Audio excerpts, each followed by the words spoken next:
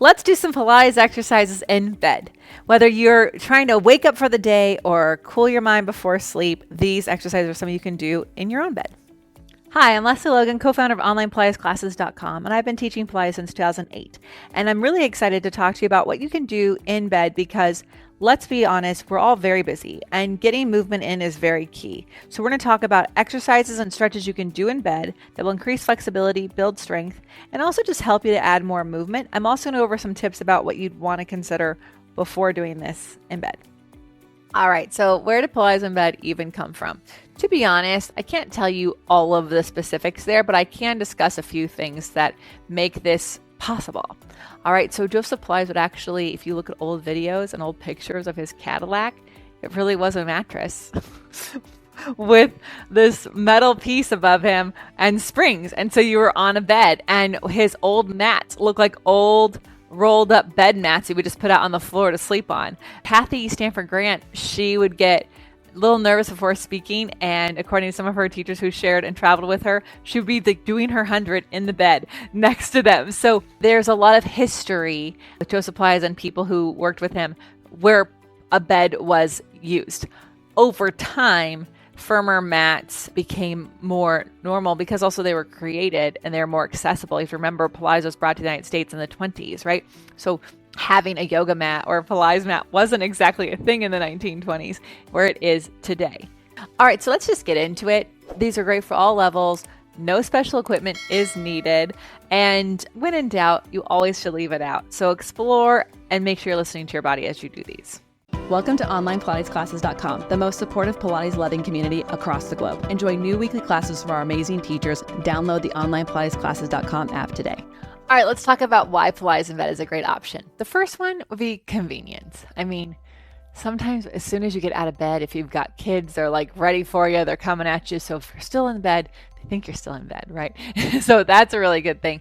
Second thing is, like, if you live in a small space, or as soon as you get out of bed, you start to think about all the things you have to do in a day. Starting your workout, starting your movement for the day in bed is a great way to make sure that you get it done, you get something done. Remember, I always believe that any amount of minutes of Pilates is better than no minutes of Pilates. And that's what makes Pilates in bed. Another great benefit is your consistency. We want you to do your Pilates, want you to do your movement as consistently as possible. So having convenience leads to consistency. The next thing is that it's really quite accessible. I mean, we all have a bed we sleep in, so it makes it really easy. You don't have to go out and buy a special mat or special equipment or have that space on the floor. And I mean, maybe this might be the most important to you. It's a gentle start to the day or a wonderful way to end your day. If you are wondering about the results you can get Pilates, the real results Pilates can give you, then check out our video we have here. We go over common questions that people ask and also how you can get those results with Pilates.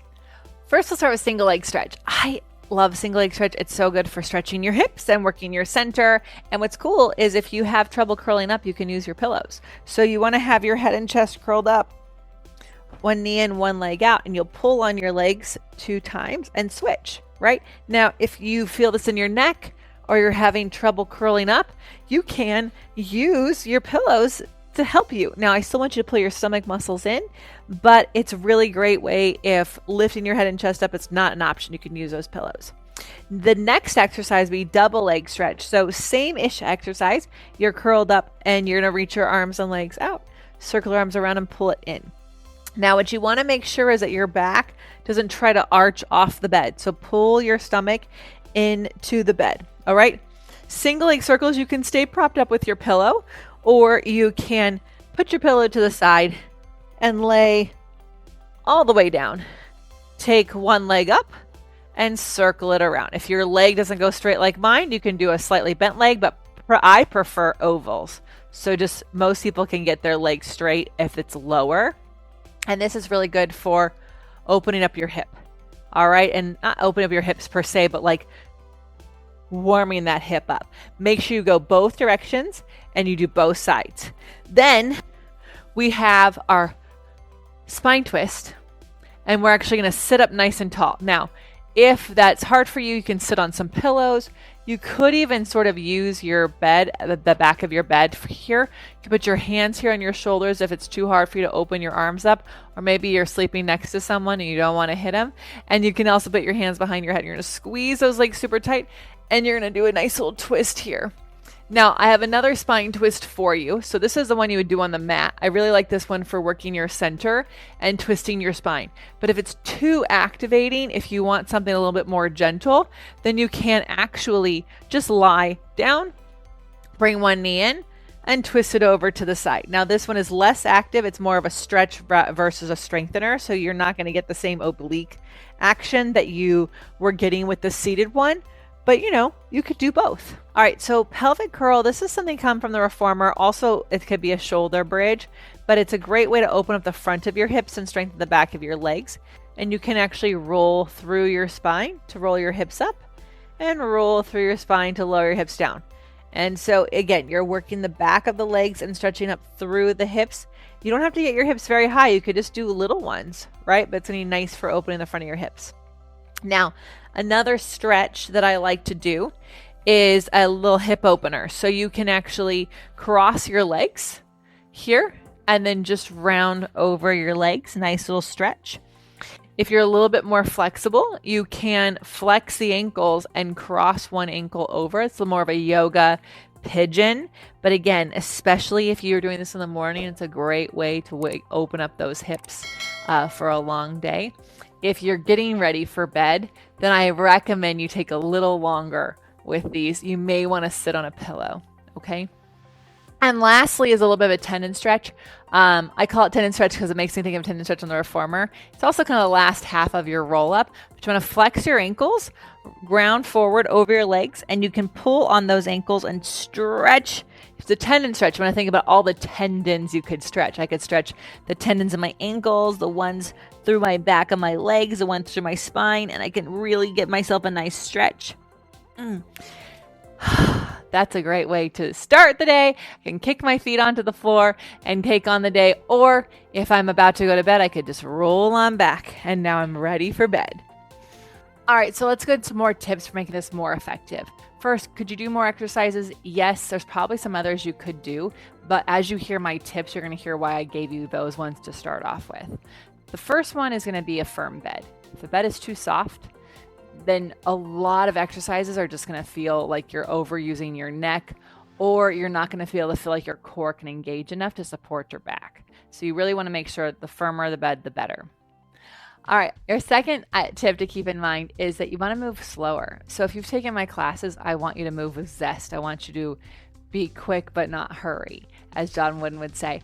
But in the bed, you need to move a little bit slower just to make sure that you're actually using your muscles and not swinging into your flexibility, right? Or locking out your knees, or perhaps sinking too much into the bed. So move slow. This will also help you wake up or get your mind ready for sleep. All right, tip 3 is to engage your core. It's really easy to relax into things. And I don't want you to be so engaged with your core 24/7. That's not the right thing to do. But when you are doing Pilates, it is Pilates if your core is engaged. It is not Pilates if your core is not engaged. And your core, don't forget, is not just the muscles in your front stomach. The muscles around your entire center. So when you're pulling on your legs, the single leg stretch, you're using your upper back. You're not using your biceps. When you stretch your leg out, you're not just straightening a leg with that and let it hang off of the quads. You want to feel your hamstrings and glutes isometric contract, so you're using all of those muscles. So everything that applies to the mat is still going to apply to doing it in your bed. Speaking of core strength, if you are looking for a mat Pilates challenge that has accountability, helps you connect to your core even more, and moves you along to progressing from a few minutes Pilates to doing a little bit longer of a session, I want you to go to opc.me/challenge. opc.me/challenge for our 4-week series. All right, next up for you to keep in mind when you're doing your bed Pilates is to breathe.